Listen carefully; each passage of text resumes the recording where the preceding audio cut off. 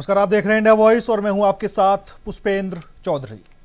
उत्तराखंड में भ्रष्टाचार के खिलाफ चल रही मुहिम के बीच ऊधम सिंह नगर के सितारगंज से एक ऐसा मामला सामने आया है जिसने पूरे सरकारी सिस्टम को सवालों के घेरे में खड़ा कर दिया है। रिश्वत मांगने की शिकायत पर कार्रवाई करने पहुंची विजिलेंस टीम को ही करीब 20 घंटे तक राजस्व कार्यालय में गतिरोध का सामना करना पड़ा। मामला इतना बढ़ गया, राजस्व कर्मचारियों ने कार्यालय के गेट बंद कर दिए और विजिलेंस कार्रवाई के विरोध में धरने पर बैठ गए। दरअसल सितारगंज तहसील के राजस्व विभाग से जुड़े इस मामले में एक किसान ने विजिलेंस से शिकायत की थी कि शस्त्र लाइसेंस की प्रक्रिया से जुड़ी एनओसी और फीस जमा करने के लिए उससे पैसे मांगे जा रहे हैं। किसान के मुताबिक उसे कुल 16,000 रुपये फीस जमा करनी थी। उसने 2,000 रुपये पहले जमा किए थे, जबकि बाकी 14,000 रुपये 29 जुलाई को देने थे। किसान ने अधिकारियों से हुई बातचीत को रिकॉर्ड किया और इसी के आधार पर विजिलेंस में शिकायत दर्ज कराई। 29 जुलाई को जब किसान ने तहसील कार्यालय में 14,000 रुपये जमा किए, उसी दौरान विजिलेंस टीम मौके पर पहुंच गई। टीम ने कैशियर पर रिश्वत लेने का आरोप लगाते हुए कार्रवाई शुरू कर दी, लेकिन राजस्व कर्मचारियों ने इस कार्रवाई का विरोध किया। कर्मचारियों का कहना था कि यह रिश्वत का मामला नहीं बल्कि सरकारी फीस जमा करने की प्रक्रिया थी। विरोध बढ़ा तो कार्यालय के गेट बंद कर दिए गए और विजिलेंस टीम अंदर ही रह गई। देर रात तक प्रशासन और कर्मचारियों के बीच कोई समाधान नहीं निकल पाया। हालात बिगड़ते देख प्रदेश भर के राजस्व कर्मचारियों ने आंदोलन और कार्य बहिष्कार की चेतावनी दे दी। करीब 20 घंटे बाद बातचीत के जरिए गतिरोध खत्म हुआ। अब मामले की जांच आगे बढ़ाने पर सहमति बनी है, तो वहीं गिरफ्तार कर्मचारी की पत्नी ने इसे साजिश बताते हुए निष्पक्ष जांच की मांग की है। फिलहाल सितारगंज का यह मामला भ्रष्टाचार की लड़ाई और सरकारी विभागों के बीच टकराव की एक बड़ी मिसाल बन गया है। क्या कुछ बयानबाजी है, एक बार वो आपको सुना देते हैं। उत्तराखंड के सितारगंज में जिस तरह का ड्रामा चल रहा है वो अपने आप में आश्चर्यचकित करने वाला है। इसलिए क्योंकि धामी सरकार के दो विभाग आमने सामने आकर खड़े हो गए हैं। ये साफ तौर पर धामी सरकार के प्रशासनिक तंत्र की विफलताओं को उजागर करता है। धामी सरकार बताए कि आखिर सरकार कौन से विभाग के साथ है। एक तरफ तो विजिलेंस जो है वो रिश्वतखोरी का आरोप लगाकर राजस्व विभाग के 2 कर्मचारियों को गिरफ्तार करता है और राजस्व विभाग इसे राजस्व वसूली करार दे रहे हैं, सरकारी वसूली करार दे रहे हैं। ऐसे में सरकार आखिर चला कौन रहा है उत्तराखंड के अंदर? 2 विभाग यदि आपस में टकराते हैं तो ये साफ तौर पर जीरो टॉलरेंस नहीं, जीरो गवर्नेंस दिखाता है।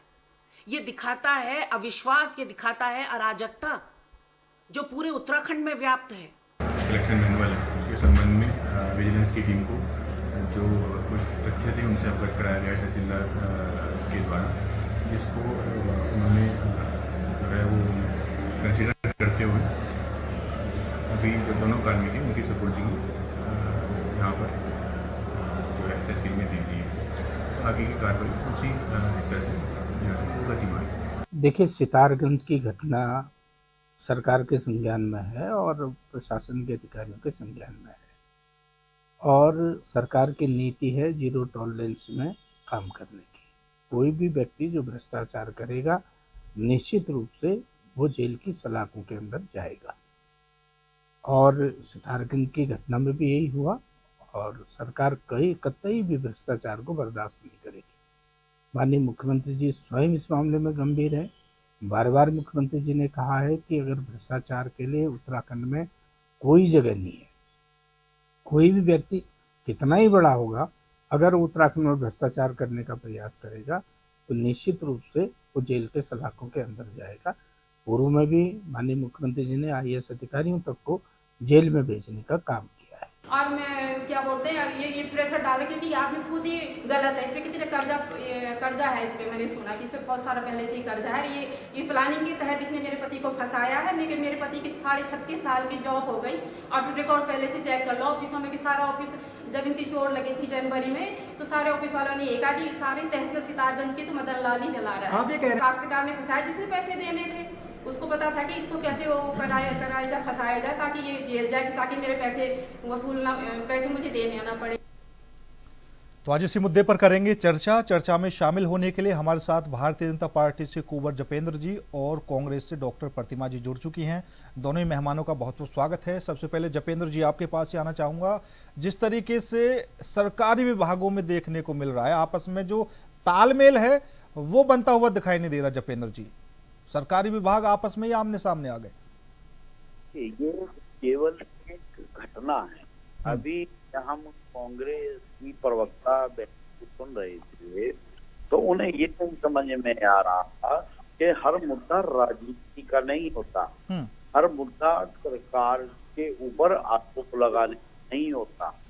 जनता भी आपको देख रही है, जनता भी आपको सुन रही है। सीधा सीधा मुद्दा एक व्यक्ति द्वारा दोनों विभागों को भ्रमित करने का है, और जब भ्रमित करने का है तो उसका भेद खुल गया।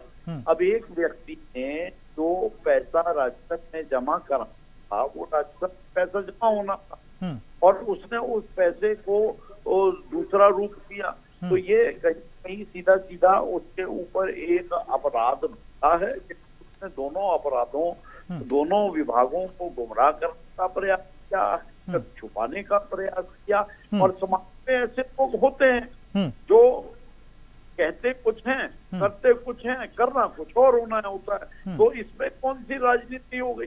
तो सीधा सीधा हमें अपने अधिकारियों की सहनशीलता, अपने अधिकारियों की ईमानदारी और प्रदेश के राजस्व के प्रति उनकी निष्ठा को भी हम इस प्रकरण में देखते हैं कि उन्होंने पूरी तरह से नहीं। जपेंद्र जी, अभी आपने एक बात कही कि एक युवक दो विभागों को गुमराह करने से लगा हुआ है। मतलब समझ में नहीं आया, ये जो फीस दी जा रही थी, कितनी फीस लगती है, कितने रुपए मांगे जा रहे थे, इसकी जांच नहीं हुई अभी तक?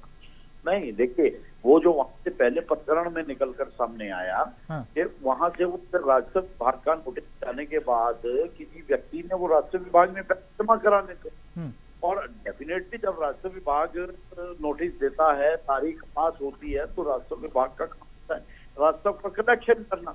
वो उनके ऊपर दबाव होता है समय से जमा करा। तो उसी दबाव में, कहा सुनी में, उस व्यक्ति ने गुमराह करते हुए दूसरे विभाग को गलत सूचना दी। अब जब सूचना गई और व्यक्ति द्वारा गई तो विभाग तो कार्यशील होगा ही ना।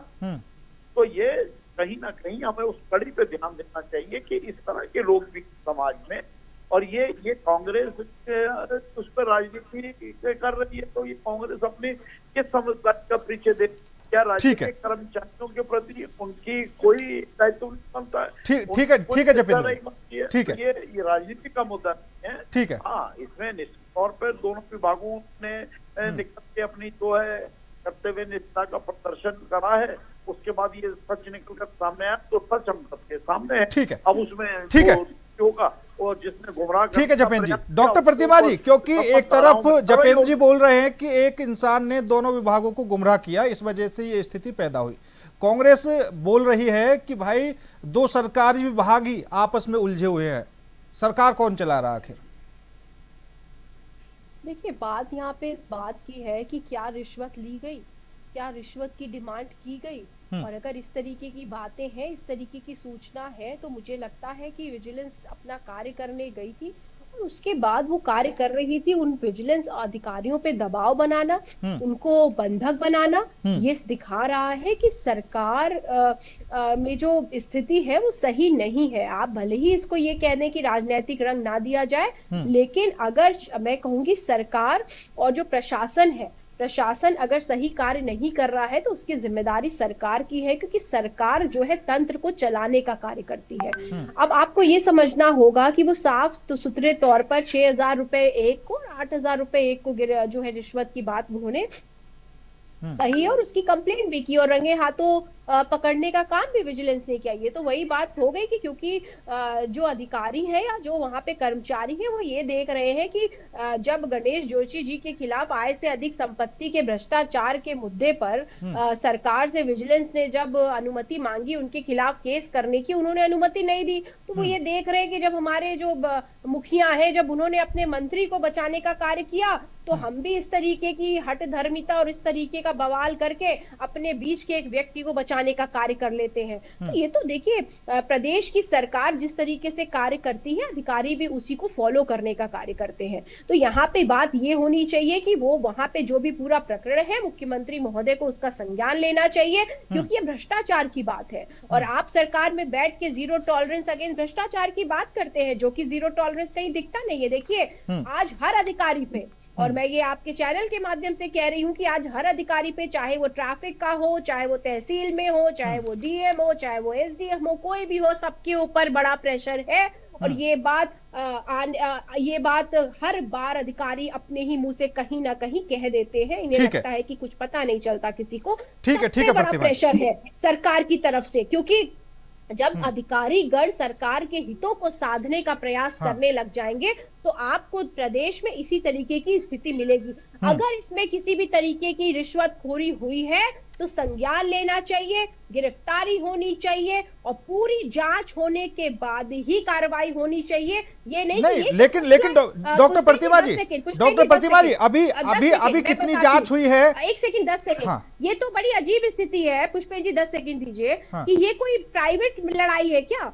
आपकी और मेरी प्राइवेट लड़ाई है क्या? जो सड़क पे हो रही थी तो पुलिस आई और पुलिस ने, या एसडीएम साहब आ गए और पुलिस आ गई और दो लोगों के बीच में समझौता हो गया?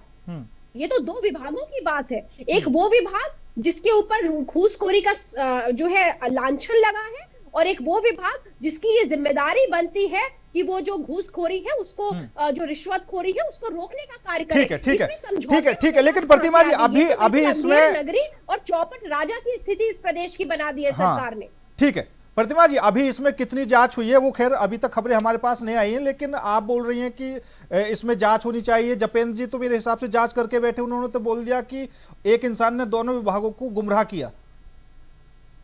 वही तो मैंने कहा ना कि बर्बाद गुलिस्ता करने को बस एक ही उल्लू काफी है। यहाँ हर शाख पे उल्लू बैठा है, अंजाम गुलिस्ता क्या होगा? तो यहाँ हर शाख पे उल्लू बैठा है भाजपा सरकार में।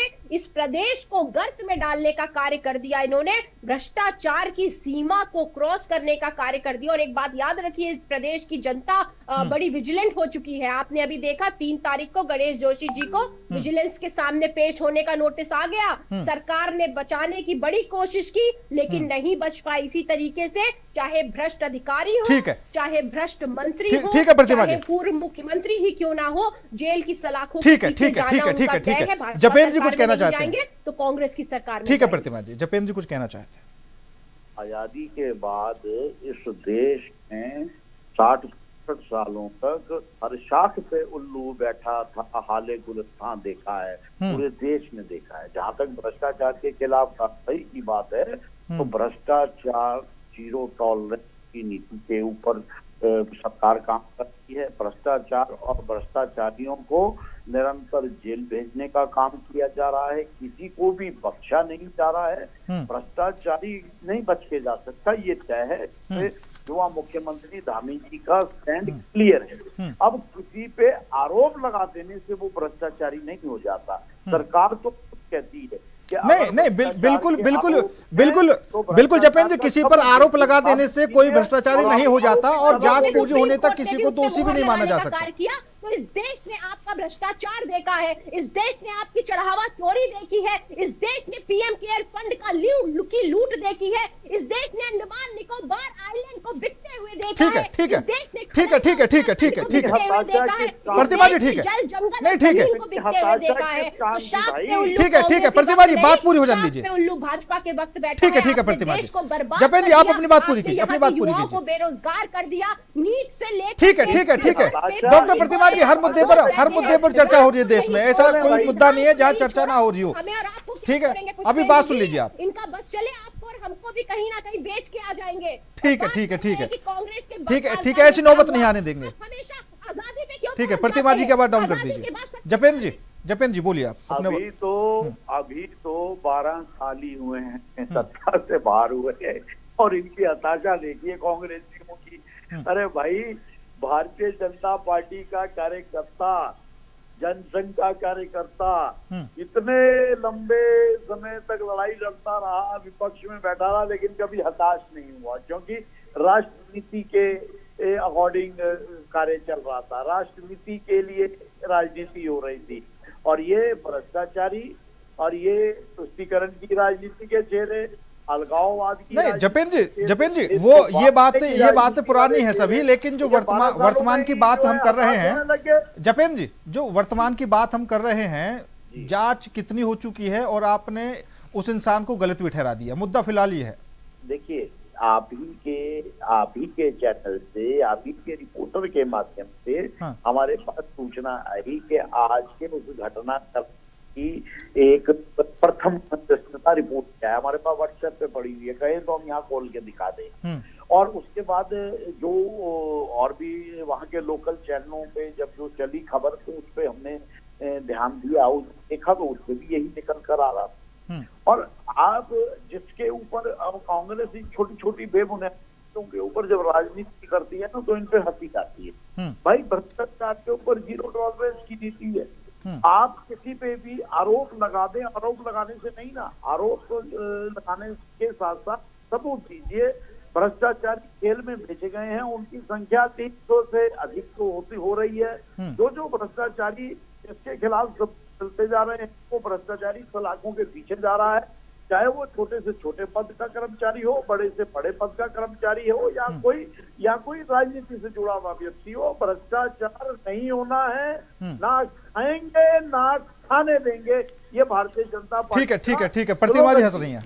ठीक है प्रतिमा जी, देखिए, खाएंगे भी और खिलाएंगे भी, नारा ये था, लेकिन गलती से नारा निकल गया, ना खाएंगे ना खाने देंगे। और किस लोगों की जेल में जाने की बात कर रहे हैं जपिंदर जी यहाँ बैठ के? चोरों को पकड़ के डकैतों को छोड़ने का कार्य कर रहे हैं आप। चोरों को आपने जेल में डाल दिया, और जो डकैत खुलेआम घूम रहे हैं, देश की जनता का जो धन है वो लूट रहे हैं, उनके से मत भटकिए, मुद्दे पर रहिए, मुद्दे पे वर्तमान प्रकरण पे रहिए। नेताओं का क्या ख्याल हम है? आपकी हताशा का भी सम्मान करते हैं। बद्रीनाथ धाम के वर्तमान जो प्रकरण पे बीकेटीसी के रहिए। अध्यक्ष की मैं बात करूं, भ्रष्टाचार में लिप्त पाए गए थे, उसके बावजूद ऐसी कौन सी मजबूरी सरकार की थी कि बीकेटीसी का अध्यक्ष उन्हीं को बना दिया? लेकिन प्रतिमा जी, अभी मथुरा दत्त जोशी जी की बाइट हमने चलाई, वो साफ तौर पर कह रहे थे कि हमारी सरकार में तो अगर आईपीएस भी भ्रष्टाचारी है उसको भी जेल में डालने का काम किया। खा भी नहीं पाएंगे और अपने मित्रों को खिला भी नहीं पाएंगे, क्योंकि जनता बड़ी सतर्क हो चुकी है, बात की असलियत से जो है वाकिफ हो चुकी है, बात से सवाल पूछ रही है। यही वजह है महेंद्र भट्ट जी से लेकर के पुष्कर सिंह धामी जी जहां जहां भी जा रहे हैं, वहां उन्हें जनता के रोष का और जनता के विरोध का सामना करना पड़ रहा है। तो मुझे लगता है कि कार्रवाई करिए कि इसके पीछे किसका हाथ है, किसके पास यहाँ से जो कर्मचारी है, कौन सा बड़ा अधिकारी है जिसके पास यहाँ पे कलेक्ट किया हुआ पैसा जाता है, और अधिकारी के पास से किस मंत्री के पास यहाँ का कलेक्ट किया हुआ पैसा जाता है, क्योंकि हर विभाग में यही हाल है।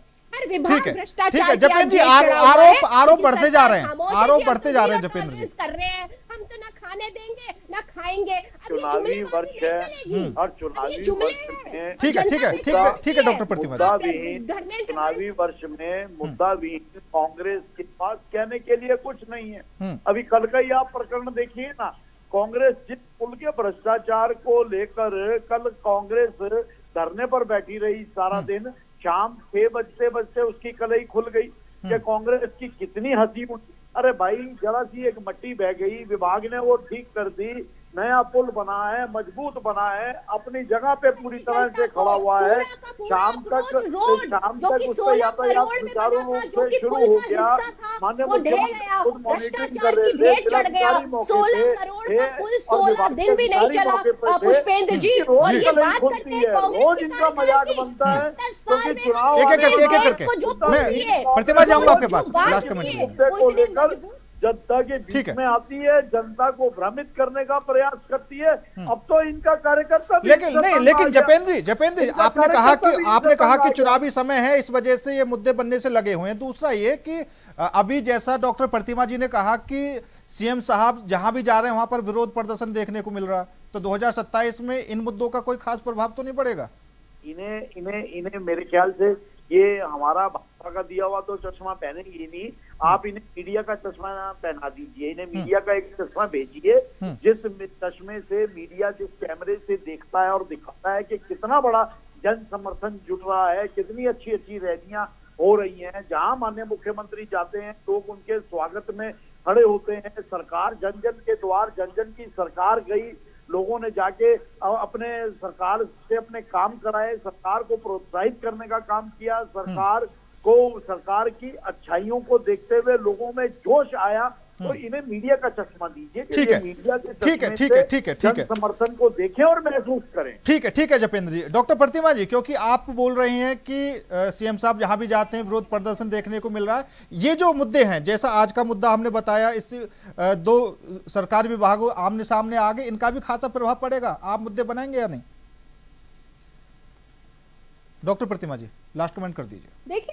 देखिए हमारे लिए पुष्पेंद्र जी, हमने कांग्रेस पार्टी ने सदैव कहा हम सकारात्मक राजनीति करते हैं, और इन्होंने कहा ये मुद्दा नहीं है। भाई साहब, ये बहुत बड़ा मुद्दा है, क्योंकि ये भ्रष्टाचार का मुद्दा है। आपको याद होगा 2014 की अगर मैं बात करूं तो भ्रष्टाचार की छाती पे लोट करके भारतीय जनता पार्टी सत्ता में बैठी थी कि कांग्रेस भ्रष्टाचारी है।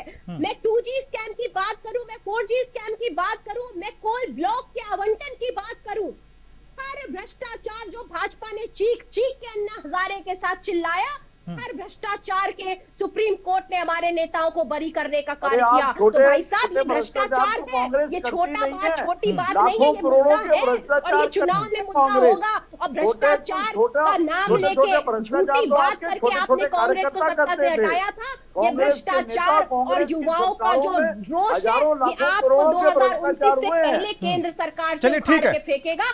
ठीक है डॉक्टर प्रतिमा जी, समय भी कम है। डॉक्टर प्रतिमा जी, आपका भी, जपेंद्र जी आपका भी बहुत बहुत धन्यवाद मेरे साथ इस खास चर्चा में जुड़ने के लिए। लेकिन सितारगंज से जो मामला सामने आया है, उससे कहीं ना कहीं पक्ष और विपक्ष दोनों ही आमने सामने हैं। हालांकि जांच में क्या कुछ खुलासा होगा देखा जाएगा। फिलहाल मेरे साथ इस खास पेशकश में इतना ही। नमस्कार।